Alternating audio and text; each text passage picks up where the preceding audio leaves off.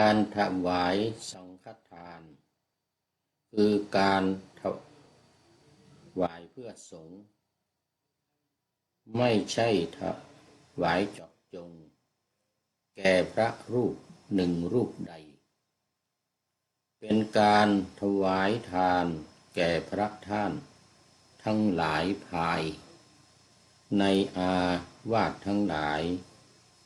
ในโลกทุกจักรวาลถ้าถวายเจาะจงแก่พระสงฆ์รูปนั้นๆก็ไม่ชื่อว่าการถวายทานแก่สังฆาการถวายสังฆทานที่ถูกนั้นทายิกาควรแจ้งพระในอาวาสนั้นว่าผมต้องการถวายทานแก่สงฆ์ไม่เจาะจงรูปนั้นๆเมื่อพระทราบแล้วท่านจะจัดพระภิกษุมารับสังฆทาน1 ถึง 2 3 ถึง 2 3ในอาวาสก็ได้แล้วแต่ว่าเจ้าอาวาสจะจัดการแล้วนำของถวายไปวางไว้ต่อหน้าท่านไม่ต้องกล่าวคำให้ทานไม่ผิดโดยประการใดสิ่งของที่ท่านจะถวายนั้นจะกลับกลายเป็นของสงฆ์ทันใดที่ถวายเสร็จสมบูรณ์ขอถวายความนอบน้อมแด่พระรัตนตรัยมีพระพุทธเจ้าเป็นต้นขอถวายความเคารพพระมหาเถระพระเถรานุเถระเจ้าคณะพระสังฆาธิการทั่วโลกมีพระเดชพระคุณพระธรรมเสนาบดีเจ้าคณะภาค7วัดพระธาตุดอยสุเทพเป็นต้นและขออำนวยพรแด่ท่านผู้ฟังท่านผู้ชมสาธุชนพุทธบริษัททั้งหลายมีท่านอาจารย์พระครูปลัดณรงค์ฤทธิ์ทองแม้นเป็นต้น โอ้วันนี้ท่านอาจารย์พระครูปลัดณรงค์ฤทธิ์เข้ามาแต่หัวรุ่งเลยป่านหน้าธรรมาสยังไม่ทันเสร็จ กราบถวายความเคารพครับงั้นนะโอ้สาธุครับผมอยู่ในงานพระราชทานเพลิงศพพระพรหมเวทีอดีตเจ้าอาวาสวัดปฐมเจดีย์ครับให้ปฐมเจดีย์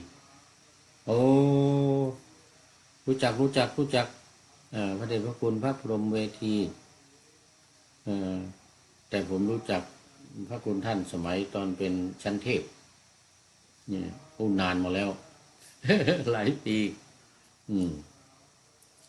หลายปีโดยเฉพาะตอนไปอบรมพระอุปัชฌาย์หลวงพ่อเจ้าคุณท่านเจ้าคุณพรหมนี่พรหมเวทีเนี่ยอดีต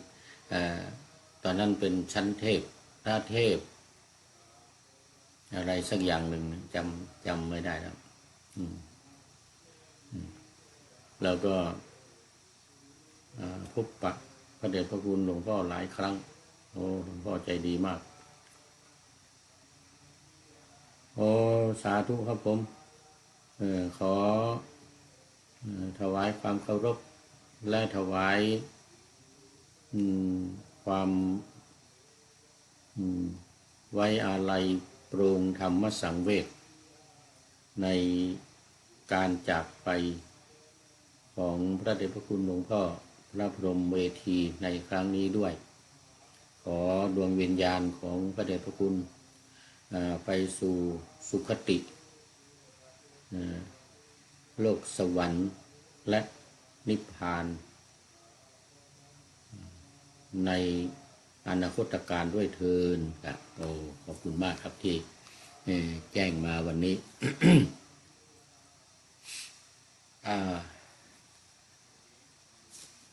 วันนี้รายการนาวาวังทองของวัดพระธาตุดอยสุเทพซึ่งสืบเนื่องมาจากการโครงการปูทางสู่การตื่นรู้ธรรมนาวาวังของสำนักพระราชวังพระเดชพระคุณหลวงพ่อก็รับนโยบายนำมาเผยแผ่ทางวิทยุตั้งแต่ปีที่แล้วนะครับตั้งแต่ปีที่แล้วกราบถวายความเคารพครับเมื่อนะโอ้สาธุสาธุครับท่านพระครูประหลัดณรงค์เล่นเนี่ยเขาเป็นเจ้าพ่อเป็นเจ้าพ่อรายการวิทยุโทรทัศน์แห่งประเทศไทยโทรทัศน์แห่งมหาเถรสมาคมดีทีวีแล้วก็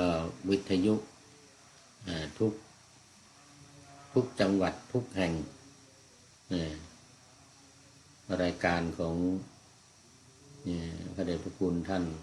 พระครูประหลัดณรงค์ฤทธิ์น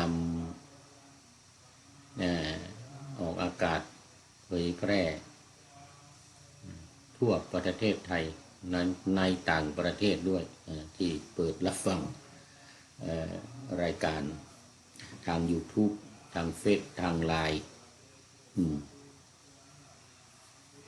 เป็นนักจัดรายการตัวยงผมเองก็เรียนแบบจากพระเดชพระคุณท่านพระครูประหลัดณรงค์ฤทธิ์ในการจัดรายการต่างๆสมัยนมนานมาแล้วสมัยก่อนก็จัดที่ดีทีวีรายการพระไตรปิฎกลอยฟ้านำถ่ายทำและนำไปออกอากาศเมื่อหลายสิบปีก่อนนี่ก็หยุดมาเป็นเกือบ10 ปีแล้วหลังจากเกษียณจากมจร.แล้วก็หยุดต้องหยุดนะเพราะว่าไม่มีเงินดำเนินการ เงินเดือนไม่มีแล้วเงินนิยพัฒน์ไม่มีเงินดำเนินการ รายการพระไตรปิฎกลอยฟ้าทางสถานีโทรทัศน์ดีทีวีก็ยุติไปเมื่อปี 2560 ปีนั้นเกษียณพอดีเกษียณอายุจากมจร.วิทยาเขตเชียงใหม่ขอบคุณมากครับท่านพระครู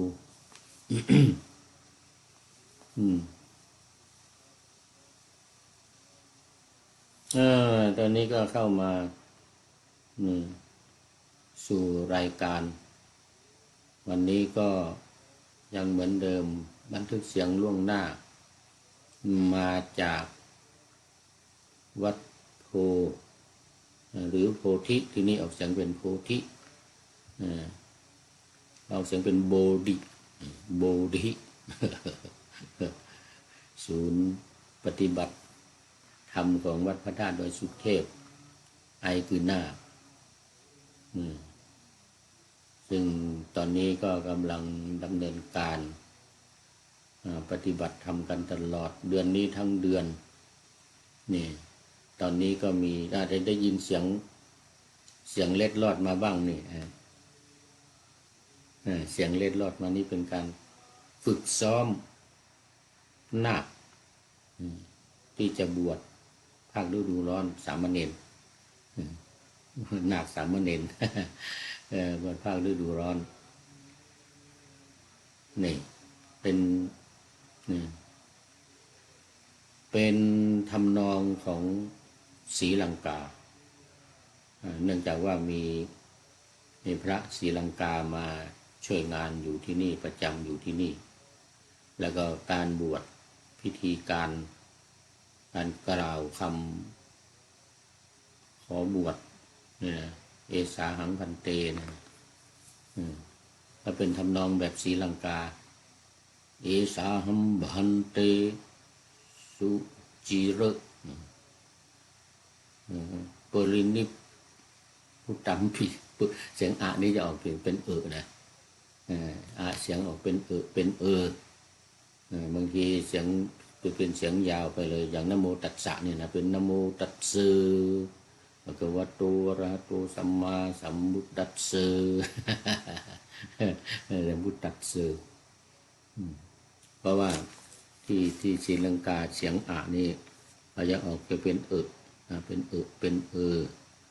อย่างอักขระเนี่ยอักขระที่บ้านเราออกเสียงกะขะกะขะงะเนี่ยนะกะขะกะขะงะทางภาคเหนือเราเอามาจากศรีลังกานะแต่เรามาออกเสียงเป็นตามเครื่องหมายคือกะขะกะขะงะแต่ในศรีลังกาเขาจะออกเสียงเป็นกะเคงือะออกเป็นอาก็ออกเป็นนะกะเคงืนี่นะกะเคงือันนี้เขากำลังฝึกซ้อมกันอยู่สุจิลปนินิตังภะคะวันตังสรณังคัจฉามินะสรณังคัจฉามิธัมมัญเจภิกขุสังฆัญเจธัมมัญเจภิกขุสังฆัญเจนี่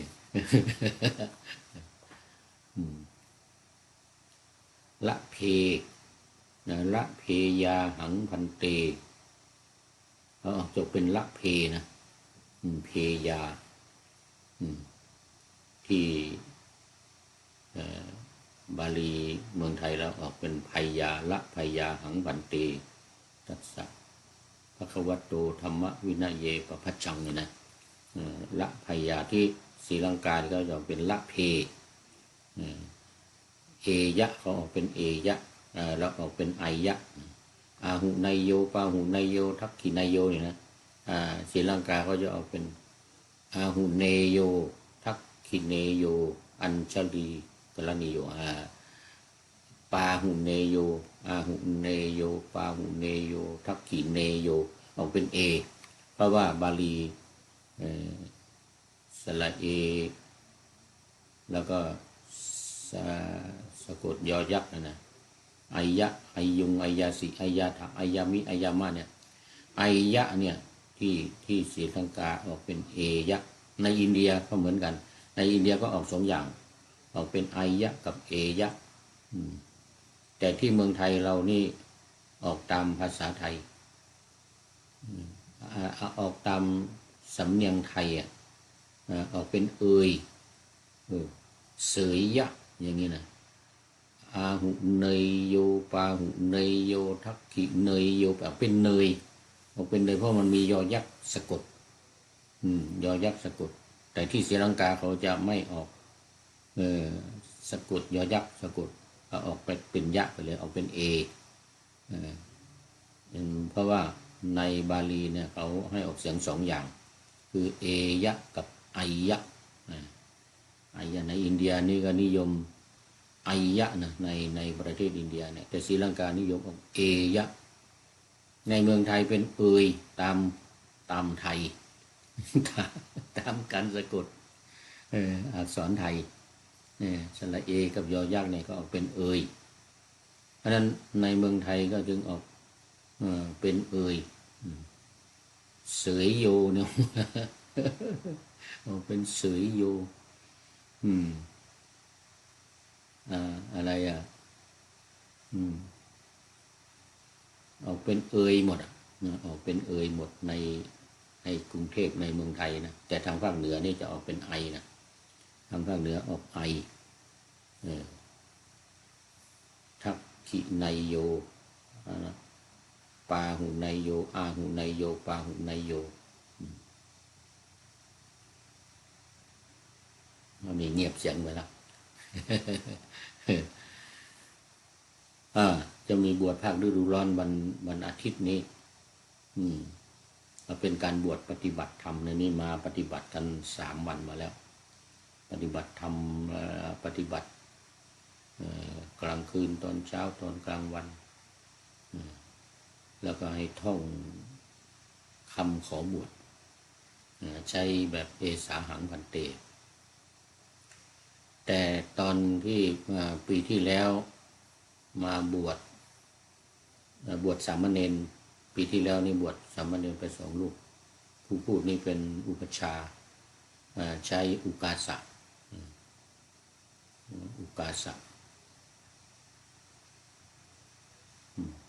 ทีนี้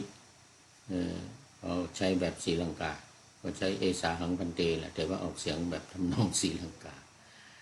ทางภาคเหนือสมัยก่อนที่เราบวชเนนกันก็เราจะว่ากันแบบทำนองแบบภาคเหนือเอสาหังพันเตสุจีระปารินิพุตตัมปิตังภะคะวันตังสรณังคัจฉามิธัมมันจะภิกขุสังฆัญจะละพยาหังพันเตตัสสะภะคะวะโต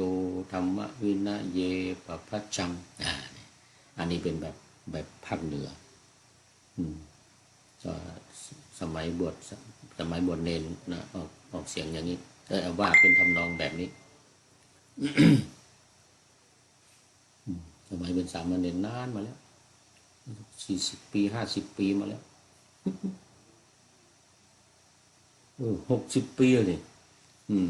60 ปีมาแล้วเนี่ย2512เนี่ย2511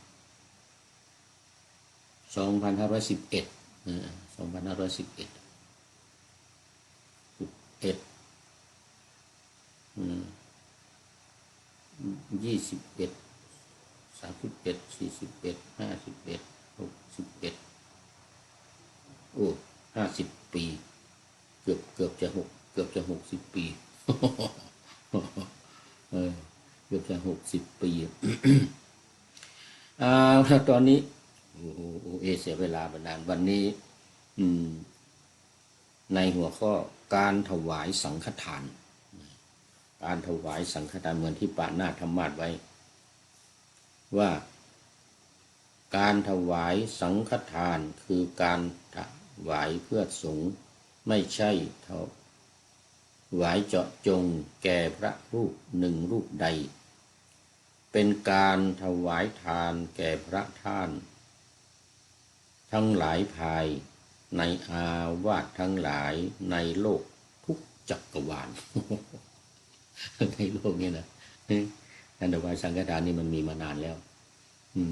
ทุกจักรวาลเนี่ยก็มีมาก่อนพระพุทธเจ้าด้วยคือทำมานานแล้วสมัยพุทธเจ้าเป็นพระโพธิสัตว์เนี่ยถวายสังฆทานกันถ้าถวายเจาะจงแก่พระสงฆ์รูปนั้นๆก็ไม่ชื่อว่าการถวายทานเป็นสังฆาแก่สังฆา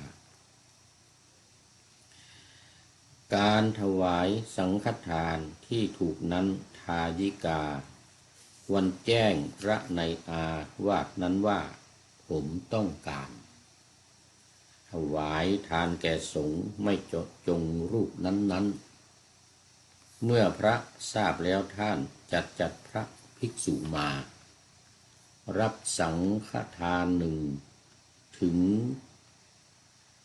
2-3ในอาวาสก็ได้แล้วแต่ว่าเจ้าอาวาสจะจัดการ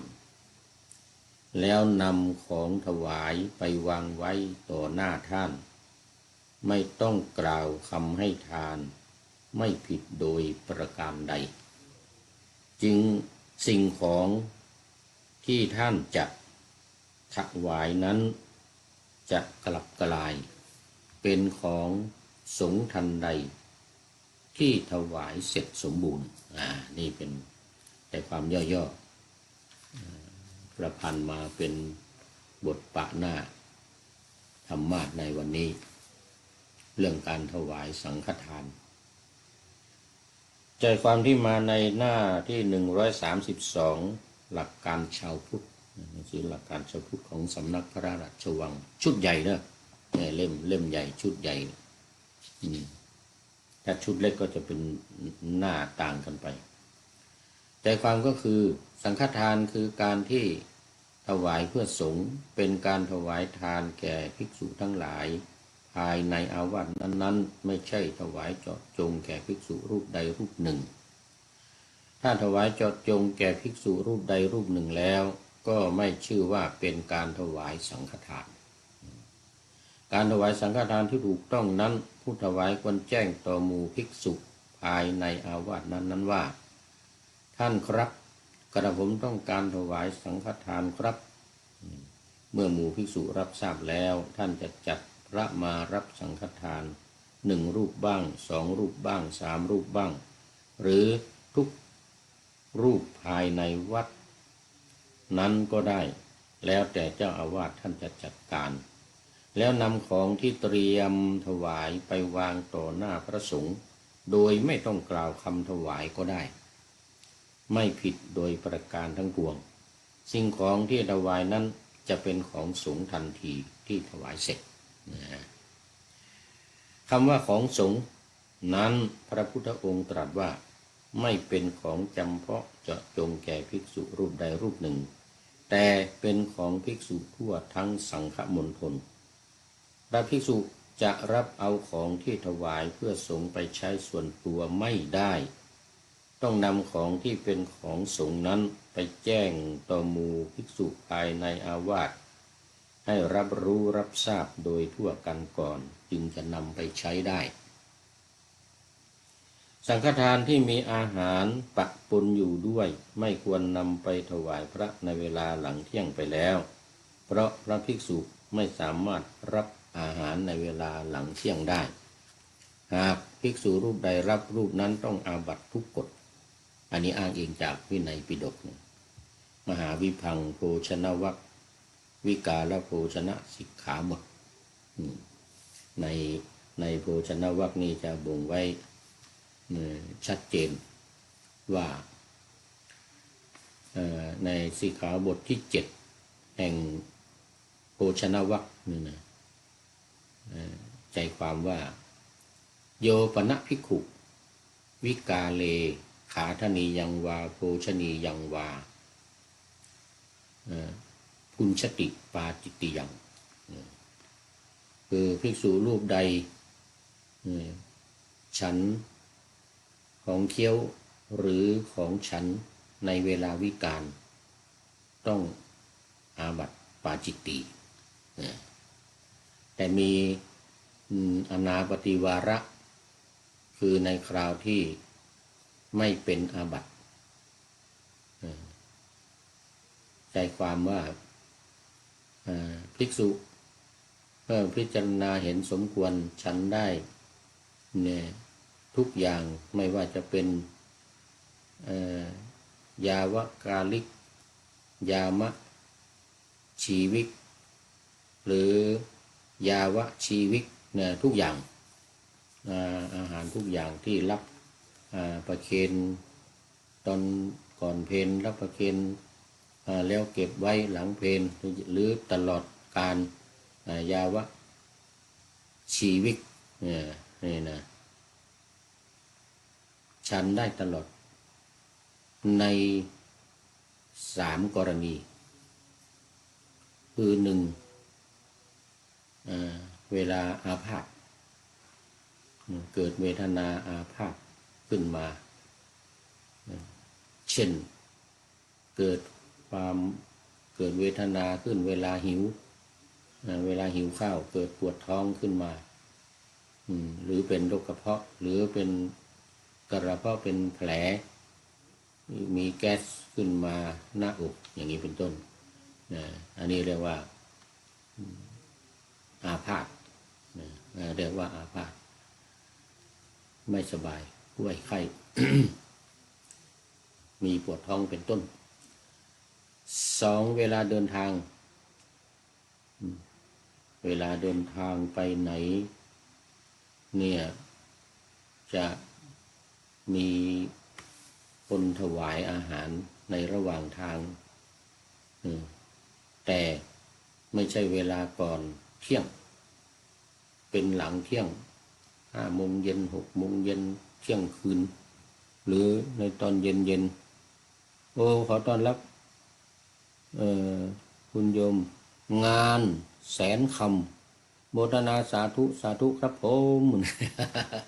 โมทนาอู้นานมาแล้วนี่ไม่เห็นเข้ามางานแสนคำเนี่ยนะลืมไปแล้วลืมโปรไฟล์ไปแล้วเดี๋ยวไปดูทีหลัง